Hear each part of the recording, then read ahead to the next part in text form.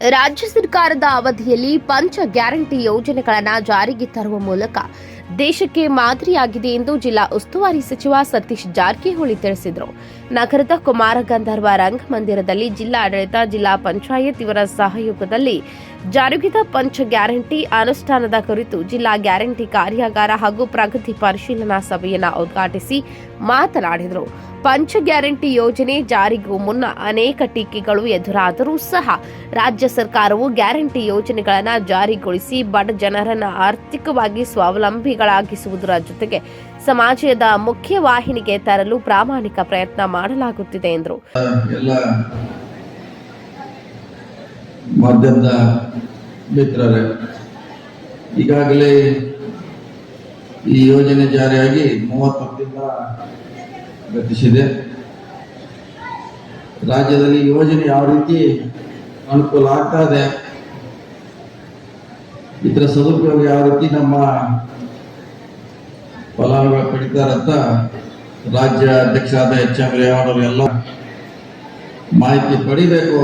ಏನಾದರೂ ಸಮಸ್ಯೆ ಇದ್ರೆ ಅದು ಸರಿಪಡಿಸಲಿಕ್ಕೆ ಈ ಕಾರ್ಯಾಗಾರವನ್ನ ಮಾಡಿದ್ದಾರೆ.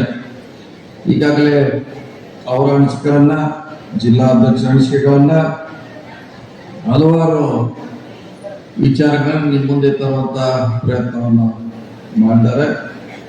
ಈ ಯೋಜನೆ ನಾವು ಘೋಷಣೆ ಮಾಡಿದಾಗ ಬಹಳಷ್ಟು ಜನ ಇದನ್ನ ಜಾರಿ ಮಾಡಲಿಕ್ಕೆ ಸಾಧ್ಯ ಆಗೋದಿಲ್ಲ, ಬಹಳಷ್ಟು ಕಷ್ಟದ ಕೆಲಸ ಅಂತ ಸುಮಾರು 1 ವರ್ಷವರೆಗೆ ಟೀಕೆಯನ್ನು ನಡೀತಾ ಇದೆ.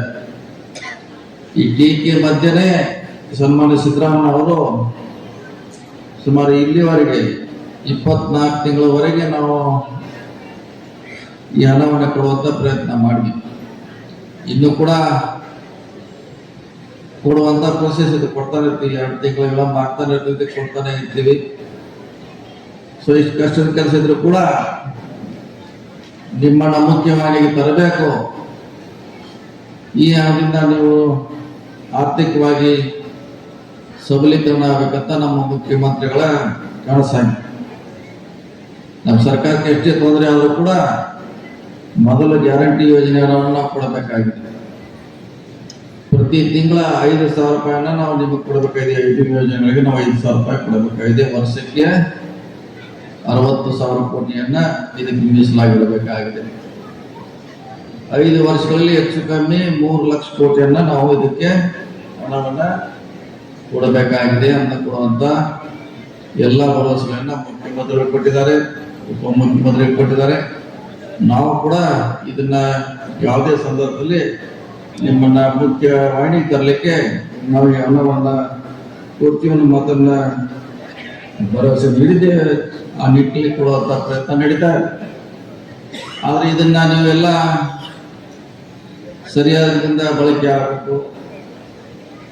ವಿಶೇಷವಾಗಿ ನಿಮ್ಮ ಮಕ್ಕಳ ಶಿಕ್ಷಣಕ್ಕೆ ಅನುಕೂಲ ಆಗಬೇಕು, ಅಥವಾ ಬೇರೆ ಕಡೆ ಸಾಲ ಮಾಡಿದ್ರೆ ಅದನ್ನು ತೀರಿಸುವಂತ ಪ್ರಯತ್ನ ಆಗಬೇಕು ಅನ್ನೋದು ಸರ್ಕಾರದ ಉದ್ದೇಶ ಆಗಿದೆ. ಸೊ ಹೀಗಾಗಿ ಈ ಹಣವನ್ನು ನಿಮ್ಮ ಕುಟುಂಬದ ಪ್ರಗತಿಗೆ ಅನುಕೂಲ ಆಗಬೇಕಾದ ದೂರದೃಷ್ಟಿ ಇಟ್ಟು ನಮ್ಮ ಸರ್ಕಾರ, ಸಿದ್ದರಾಮಯ್ಯ ಸರ್ಕಾರ ಮಾಡಿದೆ. ಆ ನಿಟ್ಟಿನಲ್ಲಿ ನೀವು ಸರಿಯಾದ ರೀತಿಯಿಂದ ಈಗಾಗಲೇ ಸದುಪಯೋಗ ಮಾಡ್ತಾರೆ ಅಂತ ನಮ್ಮೆಲ್ಲರ ಭಾವನೆ ಇದೆ. ಅದಕ್ಕಾಗಿ ಈಗಾಗಲೇ ಬಹಳ ಚೆನ್ನಾಗಿ ಹೇಳಿದ್ರೆ ನಿಮಗೇನು ಹೇಳೋದು ಅವಶ್ಯಕತೆ ಇಲ್ಲ. ನಾವು ನಿಮಗೆ ವಿಧಾನ ಪರಿಷತ್ ಸದಸ್ಯರಾದ ಚನ್ನರಾಜ್ ಹಟ್ಟಿಹೊಳಿ ಅವರು ಮಾತನಾಡಿ, ಚುನಾವಣಾ ಪೂರ್ವದಲ್ಲಿ ನೀಡಿದಂತಹ ಭರವಸೆಗಳನ್ನು ಸರ್ಕಾರ ಅಧಿಕಾರಕ್ಕೆ ಬಂದ ತಕ್ಷಣವೇ ಪಂಚ ಗ್ಯಾರಂಟಿ ಯೋಜನೆಗಳನ್ನು ಹಂತ ಹಂತವಾಗಿ ಅನುಷ್ಠಾನಗೊಳಿಸುವ ಮೂಲಕ ಕ್ರಾಂತಿಕಾರಿ ಬದಲಾವಣೆ ತರುವ ಮೂಲಕ ರಾಜ್ಯವು ದೇಶಕ್ಕೆ ಮಾದರಿಯಾಗಿದೆ ಎಂದರು.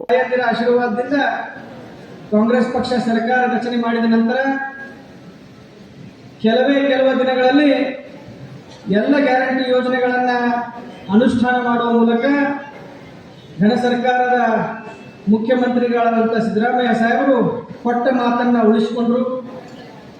ವಿಶೇಷವಾಗಿ ಈ ಗ್ಯಾರಂಟಿ ಯೋಜನೆಗಳಿಂದ ನಮ್ಮ ಕರ್ನಾಟಕದ ಗೃಹಿಣಿಯರಿಗೆ, ಮನೆಯ ಯಜಮಾನಿಗೆ ಸಾಕಷ್ಟು ಅನುಕೂಲ ಆಗಿದೆ. ಅದು ಗೃಹಲಕ್ಷ್ಮಿ ಮೂಲಕ ಇರಬಹುದು, ಉಚಿತವಾಗಿ ಬಸ್ಸಲ್ಲಿ ಪ್ರಯಾಣ ಮಾಡಲಿಕ್ಕೆ ಶಕ್ತಿ ಯೋಜನೆ ಇರಬಹುದು, ತಿಂಗಳಿಗೆ 200 ಯೂನಿಟ್ ವಿದ್ಯುತ್ತನ್ನು ಗೃಹಜ್ಯೋತಿ ಮೂಲಕ ತಮಗೆ ಕೊಡುವುದಿರಬಹುದು, ಪ್ರತಿಯೊಬ್ಬ ವ್ಯಕ್ತಿಗೆ 10 ಕೆಜಿ ಅಕ್ಕಿಯನ್ನು ಕೊಡುವ ಮೂಲಕ ಈ 4 ಯೋಜನೆಗಳು ನೇರವಾಗಿ ನಮ್ಮ ಮನೆಯಲ್ಲಿರುವಂಥ ಮನೆಯನ್ನು ನಡೆಸುವಂಥ ಯಜಮಾನಿಗಳಿಗೆ ಅನುಕೂಲ ಆಗುತ್ತೆ.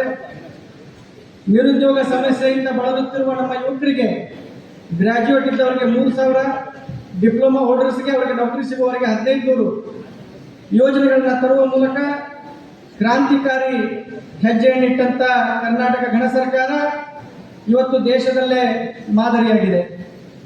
ಚುನಾವಣೆ ಸಂದರ್ಭದಲ್ಲಿ ಈ ಭಾಗದ ಇವತ್ತಿನ ನಮ್ಮ ಹೆಮ್ಮೆಯ ಜಿಲ್ಲಾ ಉಸ್ತುವಾರಿ ಸಚಿವರು, ಆಗ ನಮ್ಮ ಕರ್ನಾಟಕ ಪ್ರದೇಶ ಕಾಂಗ್ರೆಸ್ ಸಮಿತಿಯ ವರ್ಕಿಂಗ್ ಪ್ರೆಸಿಡೆಂಟ್ ಇದ್ದರು.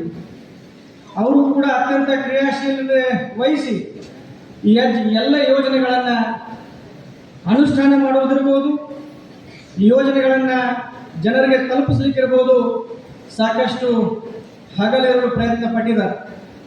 ವಿಶೇಷವಾಗಿ ಕರ್ನಾಟಕ ರಾಜ್ಯದ ಇತಿಹಾಸದಲ್ಲಿ ಬೆಳಗಾವಿ ಜಿಲ್ಲೆ ವಿಶೇಷವಾದಂಥ ಸ್ಥಾನಮಾನವನ್ನು ಪಡೆದುಕೊಂಡಿದೆ. ಅದರಿಂದ ಕೃಷ್ಣ, KMM ನ್ಯೂಸ್, ಬೆಳಗಾವಿ.